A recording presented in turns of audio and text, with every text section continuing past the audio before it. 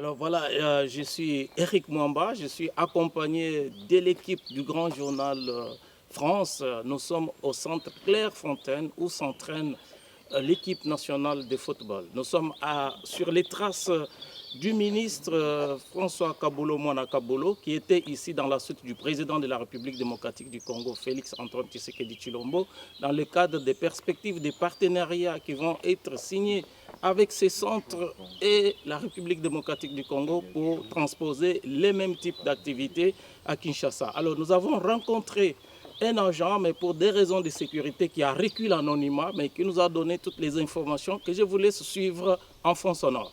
Merci. Alors, bonjour monsieur. Bonjour. Où sommes-nous? Est-ce que vous pouvez nous expliquer où nous sommes? On est au Centre national du football à Clairefontaine en Yvelines. C'est un centre de formation qui concerne le football. C'est la résidence principale des équipes de France de foot, toutes catégories d'âge et genre, puisqu'on a l'équipe de France féminine, les jeunes aussi féminines, qui résident ici pour préparer leurs matchs, pour les récupérations, ça en principal. Et c'est aussi l'endroit de la préformation des jeunes qui abrite l'Institut national du football, l'INF filles et l'INF garçons. Institut national du football des jeunes de 12 à 16-17 ans, garçons et filles. Après, ils rentrent dans des centres de formation. À partir de 15 ans, généralement, ils sont recrutés par des centres de formation professionnelle, des clubs à travers la France et ailleurs, de première et de deuxième division, pour continuer leur parcours de footballeurs professionnels et de footballeuses. Sinon ici à Clairefontaine, le Centre national du football, il y a le fameux château de l'équipe de France A. Et maintenant il y a l'équipe de France féminine aussi, qui a droit, exactement. Parce qu'avant, elles n'étaient pas au château, mais depuis quelques années maintenant, elles sont aussi au château. Le Centre national du football à Clairefontaine possède des salles de conférence, des salles de réunion, des salles de formation, 2 amphithéâtres qui servent de projection, de conférences aussi. Il y a des restaurants, il y a aussi il y a la thalassothérapie ou la balnéo pour la préparation. Il y a un centre médical agréé par la FIFA pour la réathlétisation et les soins des professionnels. Et tout le monde, tous les sports, pas que le football là-dessus, c'est bien à signaler. Et il y a des joueurs en soins qui viennent passer des séjours de soins ici aussi. Donc pour travailler avec des kinés, des médecins du sport, des préparateurs physiques et tout ça. Ce centre a un terrain d'honneur Pierre Pibaro qui a une capacité d'accueil de 500 personnes pour des matchs internationaux, généralement des catégories de jeunes. Et le dernier match qui a eu lieu il y a 2 jours de ça, c'était un match qualificatif aux Jeux Olympiques entre l'équipe de l'Indonésie et l'équipe de la Guinée.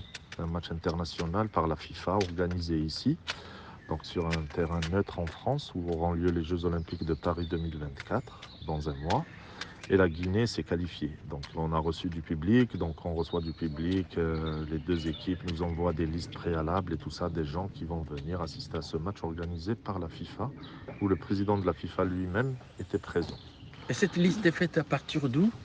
On doit Les introduire fédérations. de la fédération. Les- Et ils décident de qui peut rentrer pour voir ces matchs organisés. Leurs invités, des Ok. équipes qui organisent ça, c'est leurs invités qui viennent ici. C'est-à-dire la Guinée et l'Indonésie ont leurs invités, les spectateurs s'inscrivent au niveau des Guinéens et des Indonésiens dans les fédérations. Eux, ils transmettent les listes, point de vue sécuritaire, pour les accès, pour assister au match. Donc voilà comment ça se passe. C'est aussi un centre qui accueille des entreprises, des comités d'entreprise pour des séminaires de week-end, de semaine, pour organiser des séminaires de formation, de mise à jour et tout ça.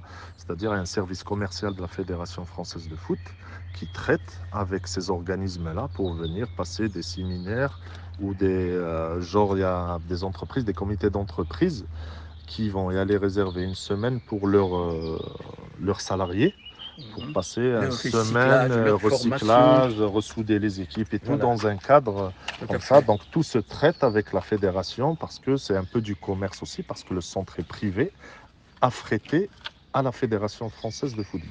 Et ça peut jouer aussi Voilà. le rôle dans le sponsoring. Exactement. Tout à Donc, je pense vous avoir résumé tout Ah ce qui oui. se passe ici.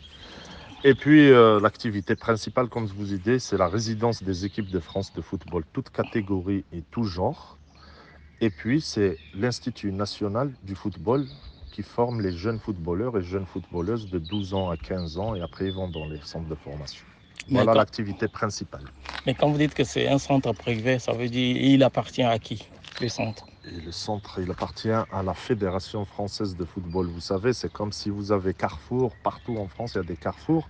Après, pendant 30 ans, il appartient à Carrefour. Après, peut-être dans, je ne sais pas, c'est un exemple, dans 10 ans, 15 ans, il va appartenir peut-être à la Fédération française de rugby ou je ne sais pas, peut-être il y aura Un nouvel l'abbé actionnaire Pierre ou qui je ne sais pas. l'achèterait, ouais. Vous voyez ce que je flexible. veux dire? Mhm. Voilà. Mais pour le moment, c'est le Centre national du football depuis 88, je ne vous l'ai pas dit. Ah, Donc, depuis 80. voilà, depuis 1988 que ce Centre national de football existe. Donc, dans le cadre de la formation et de l'accueil des équipes de France. Voilà. Il y a Est-ce eu des rénovations, beaucoup de réaménagements et de rénovations. qu'il y a des logements où ils viennent seulement le matin, par exemple, lorsqu'il y a des matchs comme l'Indonésie et Exactement, il y a des capacités de se loger, comme je vous dis, le château. Et il y a aussi 5 résidences principales, autres que le château, une capacité d'accueil de 500 personnes à peu près, grosso modo. Je dois me tromper peut-être de 20 ou 30 personnes.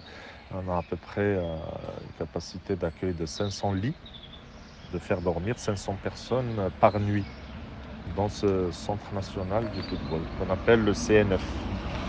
Voilà. Vous auriez eu une visite d'un président africain, d'un ministre, quelque chose comme ça. Récemment. Il y a une semaine de ça, il y a une délégation du Congo avec le Quel président Congo? RDC? République démocratique du Congo. Le président, quelques ministres. Le président Félix-Antoine Tshisekedi. Je ne sais pas comment il s'appelle, je suis désolé, mais je sais que c'est... Ouais, vous avez raison. Nous, point de vue sécuritaire, la tutelle, je sais que c'est le président de la République démocratique du Congo, avec certains ministres, dans un cadre de partenariat justement, de perspective de faire un centre national du football sur le territoire de la République démocratique du Congo. Donc il y a eu beaucoup de personnalités de football français et je pense mondial qui étaient là pour cet événement-là.